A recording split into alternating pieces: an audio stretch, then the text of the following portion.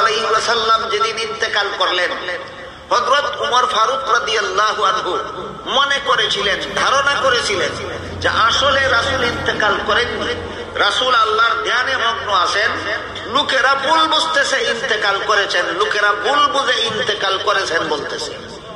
আসলে কি লোকেরা ভুল বুঝেছিল না উমরের ভুল ধারণা ছিল? উমরের ভুল ধারণা ছিল।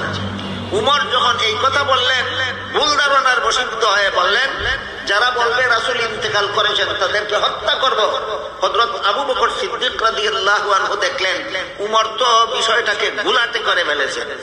এই জন্য হযরত আবু বকর সিদ্দিক রাদিয়াল্লাহু আনহু উমর ফারুককে বসালেন, আনসার সাহাবাদেরকে বসালেন, মুহাজির সাহাবাদেরকে বসালেন, বসাইয়া হযরত আবু বকর এক মহামূল্যবান ভাষণ দিলেন। কিয়ামত পর্যন্ত উম্মতের ইতিহাসে আবু বকরের সেই ভাষণ স্বর্ণের অক্ষরে লেখা রাখার যোগ্য। আবু বকর সিদ্দিক রাদিয়াল্লাহু আনহু তার ভাষণে বলেন, মান কানা ইয়াবুদু মুহাম্মাদান ফালইয়ালাম আন্না মুহাম্মাদান কাদ মাত ওয়া মান কানা ইয়াবুদুল্লাহ ফালইয়ালাম আন্নাল্লাহা হাইয়্যুন কাইয়্যুমুন লা ইয়ামুত। তোমাদের কেউ যদি মুহাম্মাদের পূজা করে থাকো তাহলে জেনে রাখো মুহাম্মদুর রাসূলুল্লাহ ইন্তেকাল করেছেন, তোমার পূজা বাতিল। আর কেউ যদি রাসূলের পূজা না করে আল্লাহর ইবাদত করে থাকো তাইলে জেনে রাখো আল্লাহর কোনোদিন মরণ নাই, তোমার ইবাদতেরও কোনোদিন ধ্বংস নাই।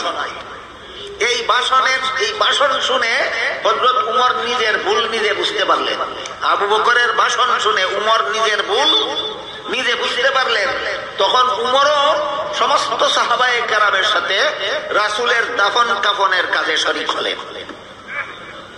অনেকে এই কথা শুনলে আবার প্রশ্ন করে যে রাসূলের দাফন কাফন যে হইল, রাসূলের জানাজা কে করলো, রাসূলের জানাজায় ইমামতি কে করলো, এই ধরনের প্রশ্ন অনেকে করে থাকেন। রাসূলের জানাজা এক জমাতে হইছে, রাসূলের জানাজা অনেক জমাতে হইছে। ফেরেশতাদের জমাতে রাসূলের জানাজা হইছে, জিনদের জমাতে রাসূলের জানাজা হইছে, সাহাবায়ে কেরামের বিভিন্ন জমাতে রাসূলের জানাজা হইছে। এর মধ্যে যেই জানাজার জমাতটা সবচেয়ে বড় ছিল, সেই জানাজার ইমামতি করেছিলেন হযরত আবু বকর সিদ্দিক রাদিয়াল্লাহু আনহু। বুঝে থাকলে বা বলুন তো, রাসূলের জানাজার বড় জমাতের ইমাম কে ছিলেন? হযরত আবু বকর সিদ্দিক রাদিয়াল্লাহু আনহু হযরত রাসূল করিম সাল্লাল্লাহু আলাইহি ওয়াসাল্লামের জানাজার ইমামতি করেছেন। সুতরাং সাহাবায়ে কেরামের জমাতের দ্বারা সাব্যস্ত হলো আল্লাহ যে কোরআনে বলেছেন রাসূল মরণশীল, এই কাজটা সমাধা হয়ে গেছে। সাহাবায়ে কেরামের জমাতের দ্বারা কি সাব্যস্ত হলো? আল্লাহ যে কোরআনে রাসূলকে মরণশীল বলেছেন, এটা সাহাবায়ে কেরামের জমাতের দ্বারা সাব্যস্ত হয়ে গেল। এরপরে দেখেন হাদিস শরীফে রাসূল করিম সাল্লাল্লাহু আলাইহি ওয়াসাল্লাম বলেন, আল আমবিয়াউ আহইয়াউন ফি কুবুরিহিম ইউসাল্লুন। নবী রাসূলগণকে দাফনের পর আল্লাহ জীবিত করে দেন। রাসূল দাফনের পরে জীবিত করে দেন। জীবিত হয়ে তারা যার যার রওজা শরীফে জীবিত অবস্থায় থাকেন। তাহলে রাসূলের সুন্নতের দ্বারা প্রমাণিত নবীগণ দাফনের পরে জীবিত, আর সাহাবায়ে কেরামের জমাতের দ্বারা প্রমাণিত আমাদের নবীর ইন্তেকাল হয়ে গেছে।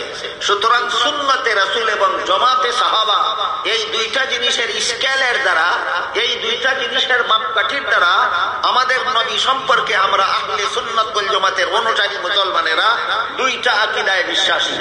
সাহাবায়ে কেরামের জমাতের দ্বারা আমরা কোন আকীদায় বিশ্বাসী? যে আল্লাহ কোরআনে বলেছেন নবী মরণশীল, এই কাজটা সমাধা হয়ে গেছে।